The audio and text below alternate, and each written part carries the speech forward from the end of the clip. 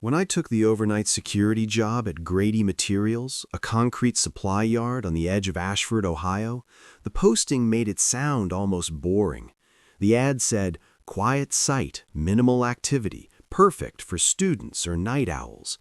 I was both, 23, broke, and awake half the night already, so it seemed like the perfect fit. The company sat at the far end of County Road 6, a two-lane road that wound through cornfields and patches of woods before dead-ending at a chain-link gate. Beyond that gate were piles of gravel, old cement mixers, and metal sheds that hadn't seen fresh paint since the late 90s.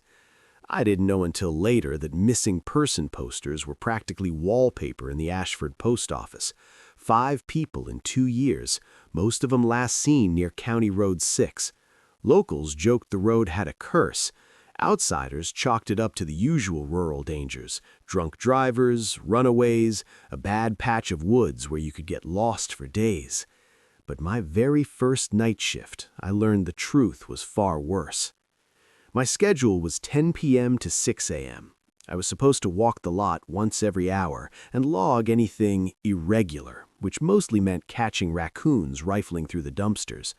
My boss, Marty, was a short man with thick glasses and a voice like he'd swallowed gravel.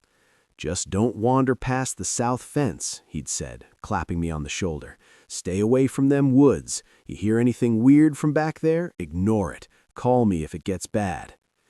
That should have been my first red flag, but the guy had a habit of saying creepy stuff like it was normal.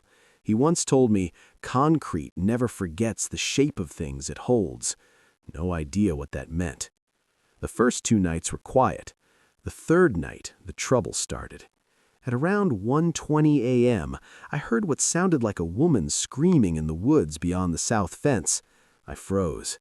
It wasn't the playful shriek of someone fooling around. It was a long, ragged, blood-deep scream, sharp enough to make the hair on my arms rise. Then, silence. I stared into the dark trees, waiting. Just wind, I told myself, a coyote. But coyotes don't scream words. I'd swear I heard a faint, "Help." I radioed Marty, trying not to sound shaken. He sounded annoyed, not surprised. "Don't go near the woods, you hear me? Ignore it. It ain't your problem." What if someone's hurt out there? You want to end up hurt too? Just stay inside the perimeter. Do not open the south gate. The line clicked off. I should have quit right then, but I needed the paycheck, and I needed to prove to myself I wasn't scared. That lie lasted until night 6. It was just after 3 a.m. I was walking between the gravel piles when I spotted movement near the south fence. A figure. At first I thought it was a woman. A pale face, long dark hair, thin arms wrapped around the chain link. She was turned away, pressed close to the fence like she was listening to something on the other side. I called out, "Ma'am, you okay?" Her head snapped around. It wasn't a woman. Her face was wrong, stretched somehow, too long. The skin around the jaw sagged like it had been softened by heat. And her eyes, God, her eyes were as white as paper, no pupils. But she didn't seem blind. She saw me. She saw directly into me. She opened her mouth, and a small, trembling voice came out. "Help! Help me!" I stepped back. "Don't move. I'm calling—" Before I could finish, she spasmed violently, like something was jerking her backward by invisible hooks. Her arms snapped straight to her sides, her spine arched, then her head twisted way too far for any normal human neck. I stumbled back, grabbing the rail of an old mixer to steady myself. The thing that was pretending to be a woman whispered something I'll never forget. "They hear your name." Then it was yanked into the darkness, disappearing between the trees with a wet, dragging sound. I didn't sleep that morning, or the next night. I told Marty what I saw. He went pale, then angry. "You weren't supposed to see anything," he muttered, rubbing his temples. "I told them that fence wouldn't hold forever." "Them?" I asked. "Who?" But he waved me off. "Look, finish the week. I'll give you a bonus if you keep quiet." I thought he was insane, but a broke 23-year-old doesn't walk away from a bonus. On night 7, a new guy came to relieve me at the gate, a skinny kid named Austin, jittery and curious. "You're the guy who keeps hearing stuff in the woods?" he asked. "Trust me," I said. "You don't want to know." He smirked. "Come on, I love that paranormal shit. Bigfoot, ghosts, skinwalkers." I'm serious. But he wouldn't drop it. Eventually, he said something that made my stomach twist. "You ever see the old police body cam video? The one from 2019? I hadn't. Austin pulled out his phone. It was recorded like a mile from here, off County Road 6. Cops pulled over this hunter who was wandering in the road looking stunned. They thought he was drunk. The man in the video looked exhausted, face streaked with mud and blood. His clothes were shredded. The officer asked him what happened. The man just whispered, "It wasn't her." The cop asked who he meant. The man's voice cracked as he said, "It looked like my wife, sounded like her too, but it wasn't her. It learned her." Austin tapped the screen. "Watch this part." The man turned toward the woods beside the road, and from the tree line emerged a shape, woman-shaped, but shambling, moving like each limb remembered being human but had forgotten the details. It stretched its arms towards him. He screamed, "It's wearing her!" The video cut out abruptly after that. The official report claimed battery failure. I handed Austin his phone back. "After tonight," I said, "don't come near these woods, ever."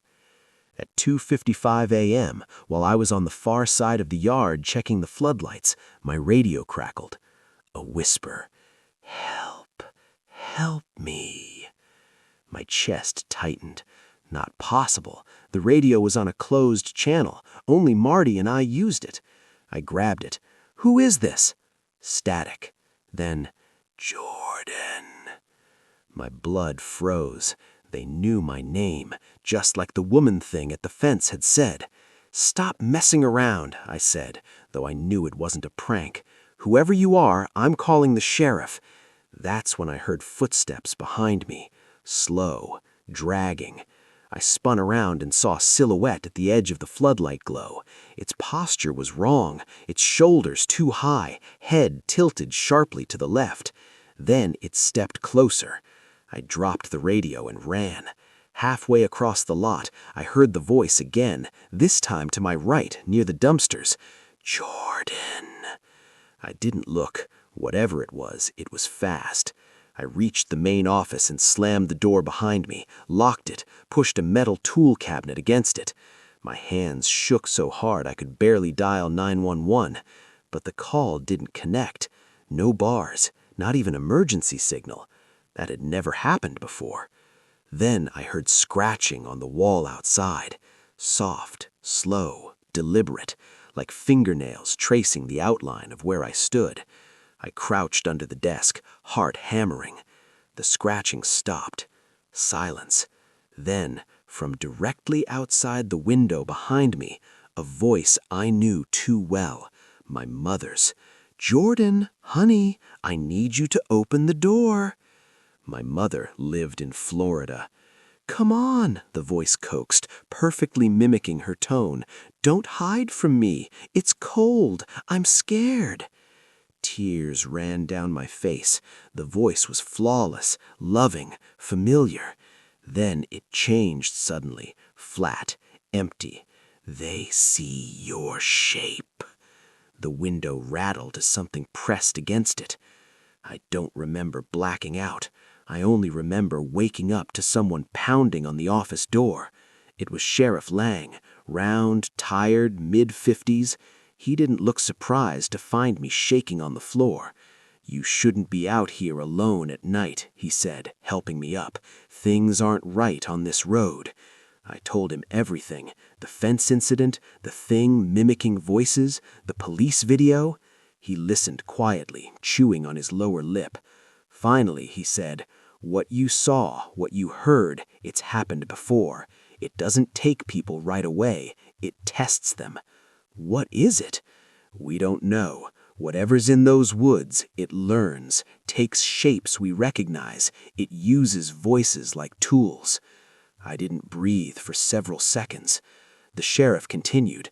2 years ago, we found a hunter crawling out of that tree line, said that his brother ran ahead after hearing a girl screaming. When we found the brother's body, it didn't have skin on half its face. What happened to him? The sheriff shrugged helplessly. The coroner called it an animal attack, but no animal around here walks upright. I sat heavily in the office chair, trying not to vomit. The sheriff put a hand on my shoulder. Listen, you need to quit this job, tonight. Walk away. I nodded. I will. He sighed with relief. Good. Come on, I'll escort you to your car. We stepped outside. The night air felt colder than usual, too still. We were halfway across the lot when the sheriff stopped abruptly. Did you hear that? He asked.